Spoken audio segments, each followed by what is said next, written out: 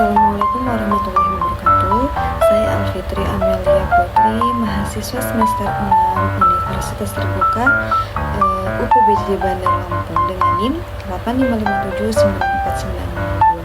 Nah, di sini saya akan membahas tentang kesimpulan dari praktikum yang telah dilakukan. Secara keseluruhan, praktikum yang telah dilakukan contohnya mengenai ciri-ciri makhluk hidup atau simbiosis, kemudian ekosistem. Nah, contoh misal di ciri-ciri makhluk hidup itu memperlihatkan bahwa makhluk hidup memiliki kemampuan bergerak, kemampuan untuk tumbuh, kemampuan untuk berkembang biak dan peka terhadap rangsang. Pengamatan langsung terhadap tumbuhan atau hewan kecil membantu memperjelas konsep ini.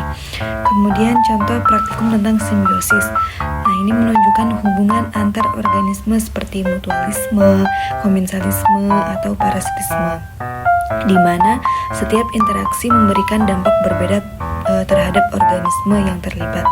Kemudian pada praktikum ekosistem, nah ini dapat dilihat ya, kita amati antara keterkaitan antara komponen biotik juga komponen abiotik serta bagaimana perubahan salah satu komponen dapat mempengaruhi keseluruhan ekosistem.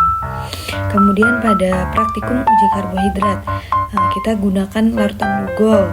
Nah, itu memberikan pemahaman bahwa reaksi kimia dapat digunakan untuk mengidentifikasi zat makanan. Misalkan warna biru tua pada Lugol menandakan adanya amilum.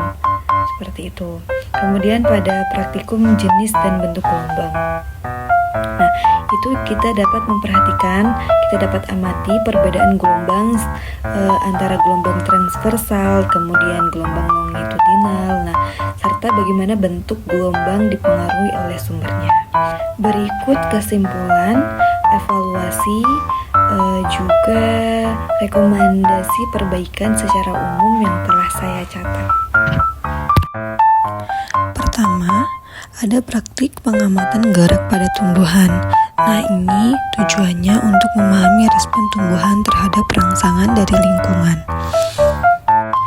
Dari keseluruhan praktik, dapat disimpulkan bahwa tumbuhan memiliki kemampuan merespon rangsangan berupa sentuhan, cahaya, dan gravitasi melalui mekanisme fisiologis tertentu.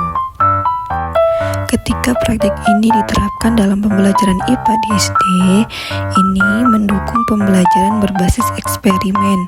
Praktik ini membuat siswa belajar melalui pengalaman langsung sehingga konsep gerak pada tumbuhan menjadi lebih konkret.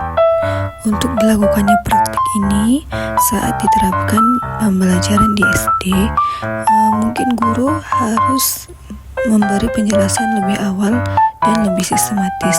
Juga guru dapat memberikan video atau demonstrasi singkat agar siswa memahami fenomena sebelum praktik. Kemudian, guru harus menyediakan lembar kerja yang struktur atau LKPD yang memandu langkah-langkah pengamatan membuat kegiatan yang lebih efektif. Yang kedua ada simbiosis. Dari kegiatan pengamatan simbiosis dapat disimpulkan bahwa makhluk hidup saling berinteraksi dan saling membentuk hubungan berbeda sesuai kebutuhan masing-masing. Ada hubungan yang saling menguntungkan, ada yang netral, dan ada yang merugikan salah satu pihak. Nah, pemahaman ini membantu siswa mengenali keragaman interaksi dalam ekosistem serta pentingnya keseimbangan lingkungan. Praktik ini jika diterapkan dalam pembelajaran di SD mendorong pembelajaran berbasis pengamatan langsung. Nah, siswa lebih mudah memahami konsep melalui contoh nyata. Misalnya melihat benalu di sekolah, mengamati anggrek atau video lebah dan bunga. Agar pembelajaran ini terrealisasikan secara baik, sediakan lembar kerja yang jelas dan beri pertanyaan seperti apa jenis hubungan makhluk hidup ini, atau siapa yang diuntungkan atau yang dirugikan. Atau juga bisa berikan refleksi atau tanya jawab di akhir kegiatan.